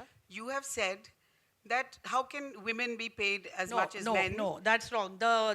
It's out of context. Oh, I just when took you do this- the same job as a man, which as a director, I do the same job as a man director, as a DOP, as a cameraman, as a music director, as a technician. You do the same job as a man. You should be paid equally. And I always say, if you're not getting paid as much as a man, you bloody well throw a tantrum and make sure. But an actor and an actress have two different jobs. Which and are? when you have Amir Khan or a Shah Rukh Khan, it's a business module. When you have them and their movie is generating 500 crores, obviously they're going to get paid more than the actress whose movie is generating 50 crores. So it's just a business module. It's a fair business module. That's Yeah. all. So that was a completely out of context. No, quote. but you said that when they bring in the audience, then Yeah, they what will you be bring- paid, which is yes, exactly which is what a fair business enough module. in But when you're terms- doing the same job as a man, of course, you should be paid equally, and I do get paid more. Good luck to you. Yeah, so I We do get have paid more some than a very male wealthy director, women so- sitting here. But still, I amongst would our want awardees. Renu to reduce my loans. Renu, have you ever reduced anybody's loan? Abhikar, she's just Oh, doing you it. did this. Okay. She's just doing it. So Farah is. Yes, yes.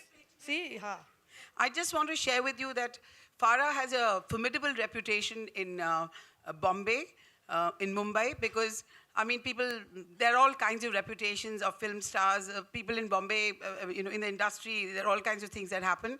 But Farah is known to be absolutely straightforward, absolutely clean, a wonderful, a very hard taskmaster. And the best part of Farah, for which I think we're all going to give her a round of applause, is that she manages everything, and yet she mothers her triplets extremely well, like a wonderful mother. thank you. That's very embarrassing now. I think we all manage our children. Just now, while we were sitting, I was managing a play date for Sunday and wondering, and my son has a 7 in the morning football match, so I was... So if there was a camp today, she wouldn't have been here. Thank you for not having a camp. There was no camp today. That's exactly what I'm saying. Thank you so much, Yes, Farah, thank for you so being much. with Thank us. you so much for having me, and really nice. And now I will sit with Renu and butter her up.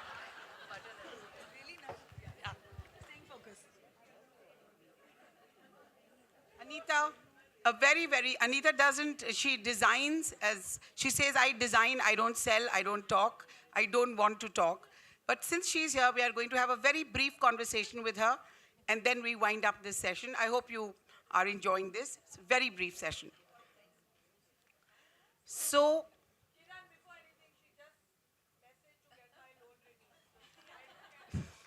thank you. It was worth your while coming here, because Farah always makes a point to tell us, I have come here for free, free, free. Thank you for being here.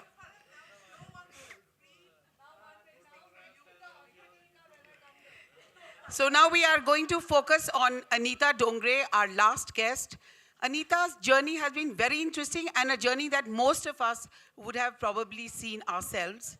She came from a very conservative family where her father looked after the family, and the women were not expected to work at all. It was like, घर में कुछ problem है कि आप काम पे जा रहे हो. So when she set up her business, they were really upset and shocked. They were actually shocked. That's what I read somewhere. Such a long time ago I know, now, but yes. then. But the interesting thing about the business model that that Anita took was that she is been working seamlessly with her siblings, not with her husband, who I know personally, and he's a rice trader. There's nothing to do with her business. Thank God for that. How do you work with your siblings without sibling rivalry popping up? No, it's very simple. We are very professional at work. At work, it's work, and at home, it's home. There's absolutely no confusion about that. But you can tell them what you like or you don't like as easily as you would to an outsider? Yes. You can. It's a very professional relationship at work. I mean, we have a family, the Reddys working, 4 sisters working together. I'm but sure she they said relate that to her that. father was the boss and that was it. No, in our case, it's very democratic. We all have our roles. I'm the creative person. I'm the creative head. My younger brother handles the business side of the money side of the business, and I respect him for that. So each one of us has our roles. My younger sister heads production, and she's great at that. And I think the strength of us building a very large company is that each of us have recognized our strengths and respect the fact that each other's strength is what we are good at, and we don't tread on each other's territory at all. How do you think you have become so successful? I mean, your success is spectacular in the field of business in fashion and apparel. There have been well-established I'll tell designers. you. What did you do that was different? I think it's just persistence. It's exactly what Farah did. She just went after it, went after it, went after it till she succeeded. It's just persistence and hard work and nothing else. I just never gave up. When did you first decide that you wanted to set up your own store and you were not going to supply to the other boutiques? About 19 years ago. 19 years ago? Yeah. You're very well disguised. So tell us some more, please. I just think it's persistence and hard work and having a vision and just sticking to your dream and just going to work every single day of your life, because I don't know, I wouldn't be able to do anything else. I live for my work, I live for my passion, and the rest just becomes very simple because you just get up every morning. And I think, like Farah said, probably there are other people more talented, but I think it's hard work and persistence that ultimately pays off, and you just never give up. There have been failures, but I think you learn from those failures and say, okay, I think I got it wrong. I will do it better next time. So it's just the never give up attitude. I think I will end this session with this little detail about Anita that she's not mentioning. When she started with resistance from her family and said, I want to do what I want to do, she started in a 300 square feet place. And today, she has a huge, sprawling estate, which is 180,000 square feet. And that is a wonderful journey that Anita Dongre has traversed. Thank you so much, Anita, for being with us. It's been a wonderful delight to have you here with us. Thank you, so Kiran. much. Thank you, everyone.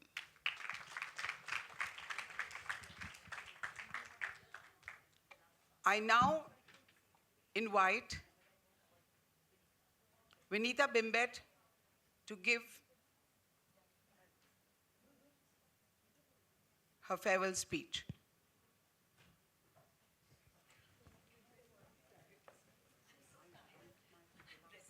I cannot see.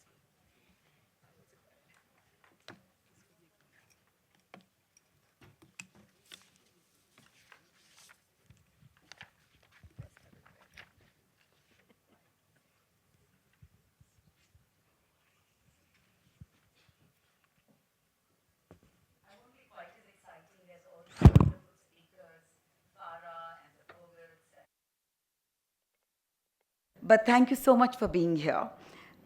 This has been quite the roller coaster ride for me, an incredible journey, fulfilling, challenging, enlightening, and revealing. Two people without whose unwavering support this journey would not have been possible. One who saw too much of me, and one who saw too little of me.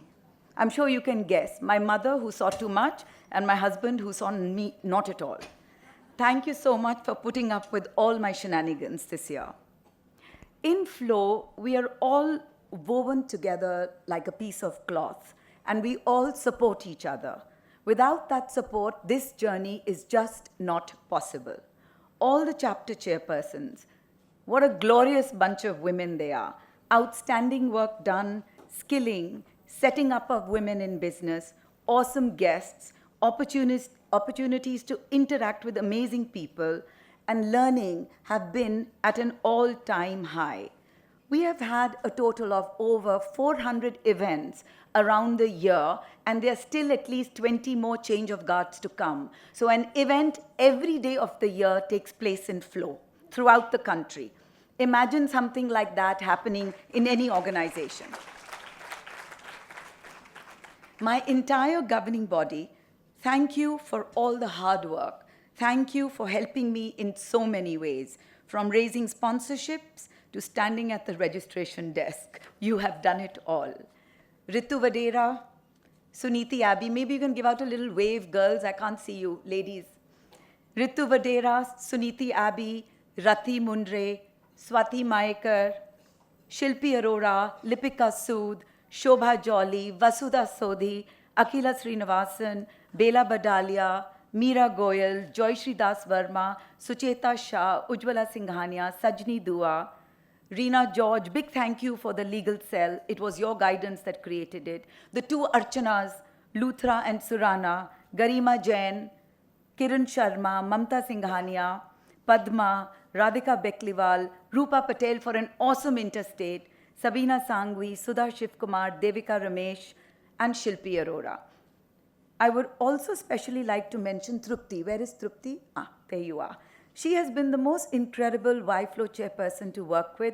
It's been such a pleasure, Trupti, to watch your journey this year. The Flow Secretariat, my backbone, headed by Rashmi Sarita. Where are you, Rashmi? Want to wave? Ah, there she is. Ankurita, I guess they are all hiding or have they left, which they should not be doing. Ankurita, Anshu, Tabassum, Natasha, Pushpender, and Dilipchi. All of you, a big, big thank you.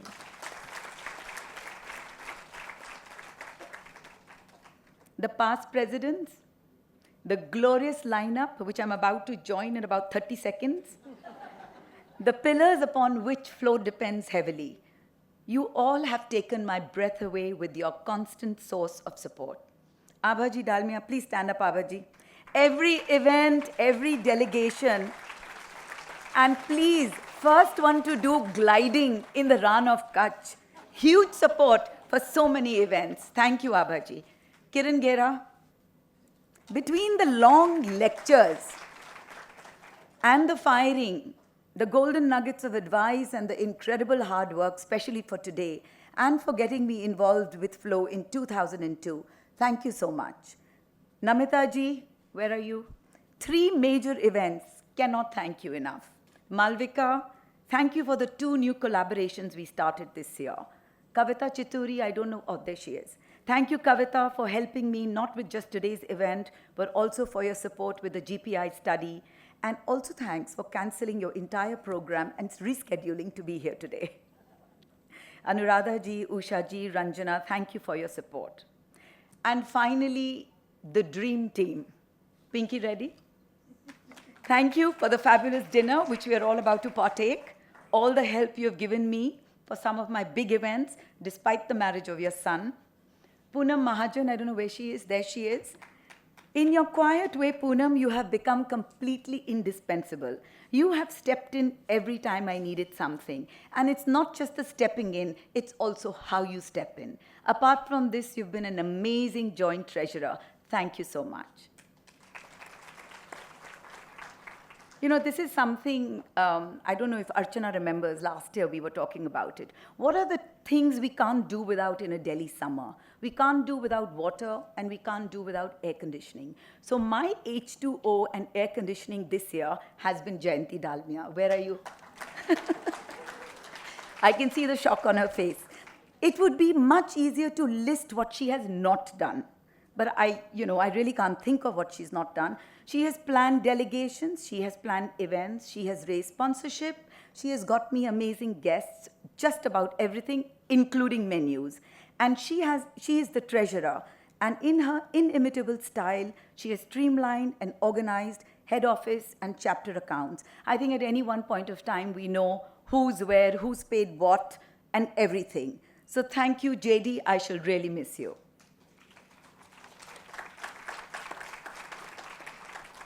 And finally, we come to the lady of the moment, my dear, dear friend. Please do not cry. With whom I speak every day. We've had a teary session, which is why I'm warning her. She is all geared up, and it's wonderful to see and to feel her enthusiasm. Vasvi Bharatram. We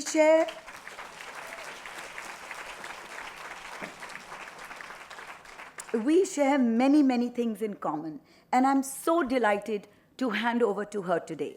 Vasvi, finally, you're going to be relieved of having to make thank you speeches. I think she's made at least a dozen, and no more being master of ceremony, which, by the way, you did beautifully.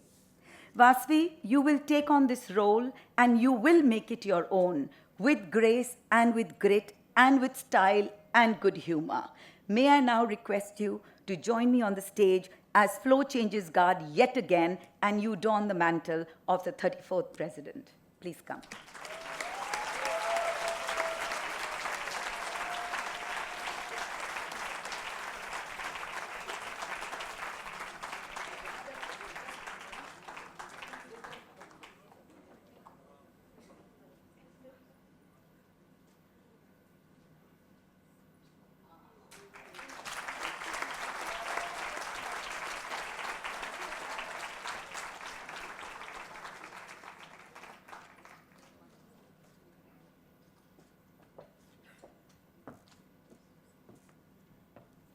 Congratulations, Vasvi and Vinita. A wonderful year has come to an end. She's going to sleep peacefully tonight. So will I. Vasvi, the 34th President of Flo, I invite you to give your acceptance speech. A round of applause. She needs it to get her going. Thank you, Kiran. Namaskar to our honorable guests, Dr. Pratap Reddy, Ms. Renu Sood Karnad, Farah Khan, Shri Mahavir Singh Phogat, past presidents, outgoing President Vinita Bimbet, Flo friends, my family, ladies and gentlemen. In the words of Sheryl Sandberg, we need women at all levels, including the top, to make sure that our voices are heard and heeded. I can proudly say that FICCI Ladies Organization has played a pivotal role in making sure that women's words are not only heard, but heeded nationwide. My own journey with Flo has been an exciting, enriching experience, which started when I joined the YFLO Delhi Committee in 2007, and then moved on to becoming the chairperson in 2010. Today, I am honored to be standing here before you, and it is with immense pride and great humility that I take on the mantle of the 34th President of FICCI Ladies Organization. On this podium, I am feeling nostalgic with a strong sense of déjà vu, as I am twice honored to be the very first person in this organization to make the journey from YFLO Chair to Flo President. I would like to thank FICCI, Flo, and all the past presidents for the trust reposed in me. I promise to give it my very best and hope to live up to your expectations. Just a quick introduction. I'm Vasvi Bharatram. I'm the joint vice person of the Sri Ram schools. I have been actively involved in setting up and running schools in Delhi and the NCR. I am on the board of the SRF Foundation and Save the Children India, where I work towards providing a better quality of life to less privileged children. On a personal note, I'd like to dedicate this year to two people who have been the biggest influences in my life and have made me what I am today. The first is my mother-in-law, Mrs. Manju Bharatram, who was also the 5th president of Flo. I was 23 years old when I got married, and she was my guru in every sense of the word. From her, I learned the importance of showing compassion and sensitivity, inherited my passion for education, and developed an appreciation for all things fine and aesthetic. The second person I would like to dedicate this year to is my father, who always made me feel like I could conquer the world. From him, I learned the importance of being positive, having a smiling disposition, and valuing and nurturing every relationship. I really wish that they were both here with me now. However, there are many others who are here with me today, all those who have supported me, as I did not and could not have made this journey here alone. I am very grateful to all the past presidents. Many of you I have known before my involvement with Flo.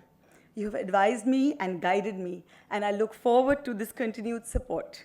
Here, I must make a special mention of Abhaji, who is always present to encourage us, of Malvika Rai, who encouraged me to push my boundaries and take on a bigger role at Flo, and Archana Garodia Gupta, who took me under her wing when I became vice president. Also, a big thank you to Seema Jindal Jadoria for inviting me to join the YFLO committee in 2007. This is what led to the start of this journey, and I really did not know at that point that Flo would become such an important part of my life. Outgoing President Vinita Bimbet. my friend, mentor, and guide. I have learned so much from you over the last year. You have been an inclusive and inspiring reader and raised the bar high for all of us. I hope you know that this is not the end, and you're going to get lots of phone calls from me every day. Leadership to me is all about a shared vision and responsibility. A heartfelt thank you in advance to my team, the Presidium, the office bearers, and the governing body of 2017-18. I look forward to working with each one of you closely. My sincere thanks to all our members. Your engagement, participation, and feedback is invaluable. My friends, so many of you are here today. Thank you so much for everything. Coming up with ideas, helping me with resources, becoming members, and just always being there for me. My family, I really don't know how to express what I am feeling today. My father-in-law, the gentle anchor of our family. My mother, the most selfless person I know. My siblings, Sudhir, Aditi, Rupak, and Mukul. It's us against the rest of the world always. My husband and friend, Ashish, for being my rock, encouraging me to follow my dreams, and for most importantly, editing my speeches even at midnight. And my two children, Keravi and Apurvi, for bringing me the kind of joy nothing and no one else can. I am totally blessed to have you all in my life, and I apologize in advance because I think I may be a little busier this year than I have been. As I embark on a new journey today, I do so with a little bit of trepidation and a lot of enthusiasm. I look forward to building on the efforts of my predecessors, exploring new challenges and opportunities, and making an impact and touching lives. My tenure starts today, and in the next 365 days, I will work tirelessly towards our dream of making India a nation of inspired, independent, truly empowered women. Thank you.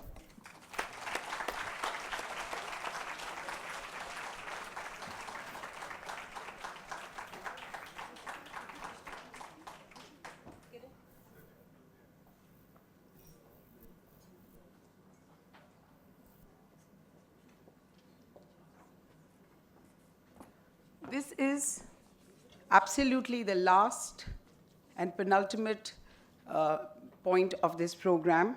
We have to announce the new governing body, and I am requesting the FICCI Additional Secretary General to please come and announce the names. Ms. Jyoti Wij, please come. Jyoti Wij. Jyoti Wij, the Assistant Secretary General of FICCI, is going to announce the names of the new governing body 17-18. Thank you. Ladies, please stand up when she calls out your name. Good evening, everybody. So it's been a wonderful evening out here, and I'm sure you all are enjoying to your hilt. So I have some task of announcing 86 members of the governing body members for 2017-18. So we start with the president, of course, Vasmi Bharatramji, senior vice president Aparna Reddy, vice president Harjinder Kaur, immediate past president Punita Bimbit, treasurer Jayanti Dalmia, joint treasurer Poonam Mahajan, executive director Rashmi Sarita.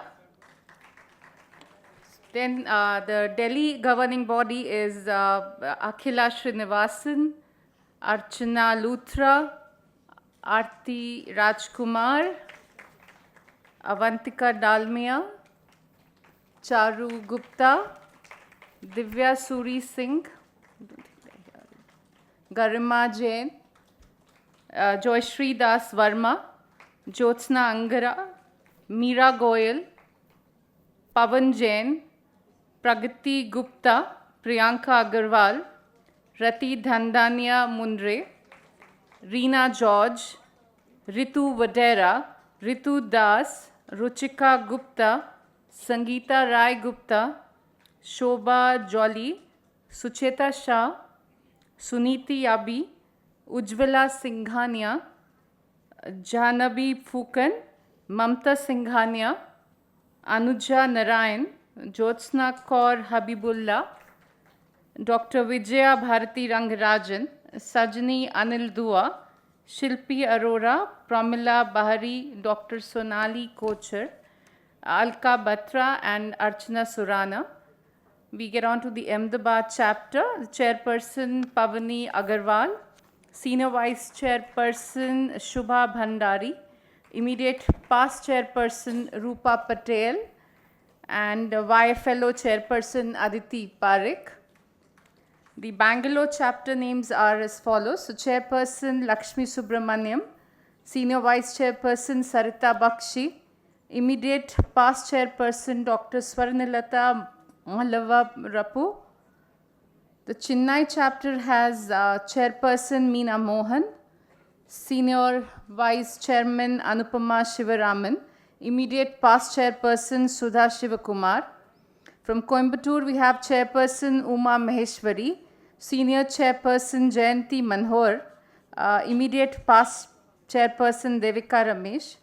From Hyderabad, the chairperson is Kamini Saraf, a senior vice chairperson Padmaja Reddy, immediate past chairperson Padma Rajagopal, YFLO chairperson Sandhya Raju.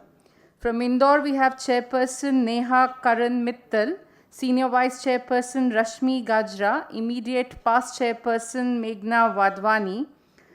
From Jaipur, we have chairperson Meenal Jain, senior vice chairperson Nitasha Chaudia, immediate past chairperson Preeti Sabu. Kolkata, the chairperson is Sunita Kanoria, senior vice chairperson Suchindra Bhutoria, immediate past chairperson Anupama Sureka, YFLO chairperson Shilpi Chaudhary. From Lucknow and Kanpur, chairperson Archana Khetan, senior vice chairperson Renuka Tandon, immediate past chairperson Anju Narayan. Ludhiana chapter, we have chairperson Monica Chaudhary, senior vice chairperson Reena Agarwal, immediate past chairperson Savita Agarwal. And Mumbai chapter, we have chairperson Minali Shah, senior vice chairperson Monica Chaturvedi, and immediate past chairperson Swati Maikar. From Northeast, we have chairperson Prabhidita Bharati, senior vice chairperson Sarika Sikaria, immediate past chairperson Indrani Deb. From Pune, we have chairperson Varsha Chordia, senior vice chairperson Sangeeta Lalwani, immediate past chairperson Sabina Sangvi. YFLO Delhi has chairperson Anchal Sethi, senior vice chairperson Natashi Singhania, and immediate past chairperson Trupti Gupta. So we see how vast the fellow chapters are, and good luck to all of you, and all the best for the coming year. Thank you.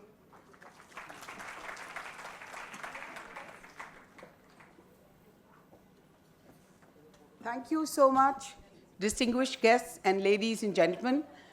The program stands concluded. The 33rd annual session is over.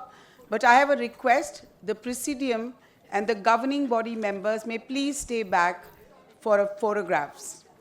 Only the Presidium and the governing body members may kindly stay back for the photographs.